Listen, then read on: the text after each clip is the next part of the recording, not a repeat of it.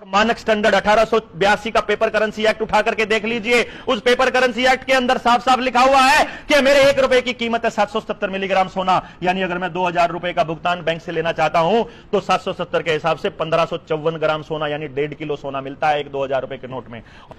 Bank ने पूरी देश के साथ ही नहीं पूरी दुनिया के साथ ये बैंकिंग व्यवस्था, अगर आप थोड़ा डिटेल में जाएंगे तो आपको पता चलेगा। जिस भी भाई को इसके बारे में डिटेल चाहिए 9518170000 पर मैसेज करके आप हमसे वो रुपए का इतिहास नाम की किताब मांग लीजिए। अपना परिचय देने के बाद हम आपको एक किताब देंगे जिसके अंदर पूरी जानकारी दी हुई है कि बैंकिंग व्यवस्था शुरू कैसे हुई, आपके 1 रुपए की कीमत क्या है, उसका स्टैंडर्ड क्या है, उसकी वैल्यू क्या है, उस वैल्यू से आपको कैसे ठगा जा रहा है, आपके दादा के 10 रुपए कैसे आज के 10 रुपए में कन्वर्ट हो गए, और आपके दादा ने जो 10 रुपए के बदले में वहां पर 1.25 ग्राम सोना रखा हुआ था वो 1.25 ग्राम सोना कहां गायब हो गया, आपको पता भी नहीं चलेगा।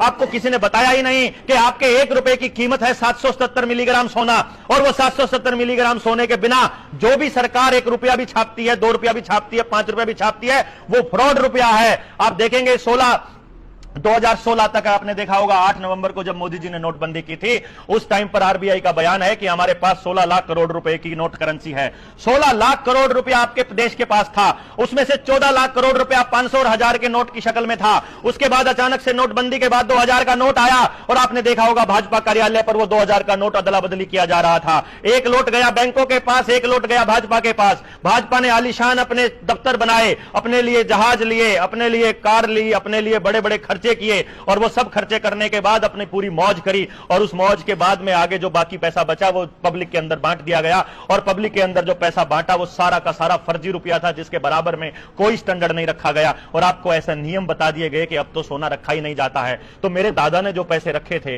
वो रुपए नोट जब तुमने वापस लिए और हमको नया नोट दिया, वो नोट की पैसे की वैल्यू जीरो कैसे हो गई ये आपको पूछना पड़ेगा। इसलिए हमने 2-2 हजार रुपए के नोट भी लगाए। हमने सरकारों को बोला कि आप हमारे नोट के बदले में, हमको नोट नहीं चाहिए 2000 के नोट के बदले में 500 के 4 नोट, 100 के 20 नोट नहीं चाहिए, 200 नोट नहीं चाहिए, 20 नोट सॉरी। हमको क्या चाहिए? हमको 2000 रुपए का मानक चाहिए। हमको 2000 रुपए के हमें 2000 रुपए चाहिए। उस पर लिखा होता है ना, मैं धारक को 2000 रुपया देने का वादा करता हूं, नीचे गवर्नर के साइन है। हमने बैंकों को बोला हमारे 2000 रुपये दो। बैंक बोलता ये क्या होते हैं?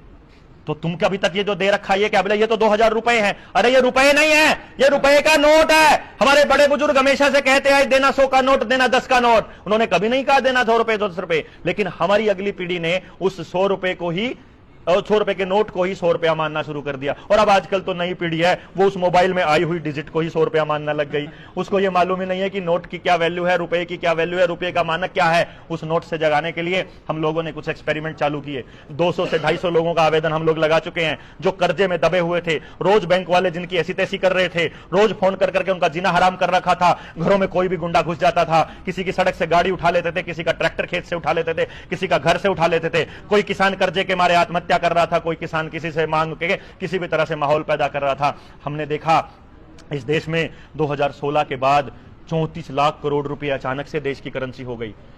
पहले ये कहा था ना मोदी जी ने, जो 70 साल में कांग्रेस नहीं कर पाई वो हम 5 साल में करके दिखाएंगे। वो यही था। 70 साल में कांग्रेस ने छापे 16 लाख करोड़ रुपया, और 5 साल में मोदी जी ने छाप दिए 18 लाख करोड़ रुपया। 34 लाख करोड़ रुपया इस टाइम करेंसी है, और हमारे पास सोना रखा है केवल 800 टन। 800 टन का मतलब है केवल 4.8 लाख करोड़ रुपए का सोना है। इसका मतलब 29.2 लाख करोड़ रुपए की पेपर करेंसी फर्जी है। फर्जी नोट में कारोबार चल रहा है। इसीलिए बैंक इन नोटों को वापस ले रही है ताकि आप लोगों को यह कह सके कि ये नोट के बदले में अपना रुपया ना मांग सके।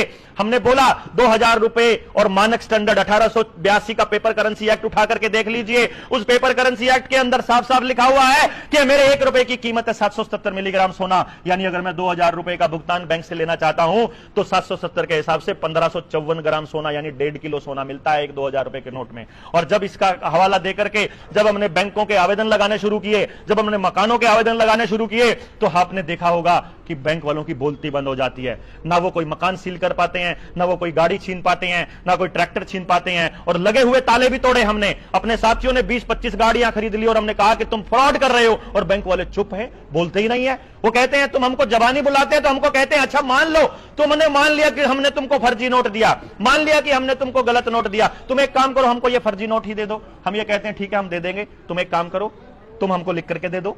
बैंक वाले लिख कर नहीं दे रहे। तुम हमें यह लिख करके दो कि तुमने हमारे साथ फ्रॉड नहीं किया, बैंक वाला लिख कर नहीं दे रहा, सरकार हमको बता नहीं रही, सरकार चुप है, हमने ताले तोड़ दिए, लेकिन मुकदमा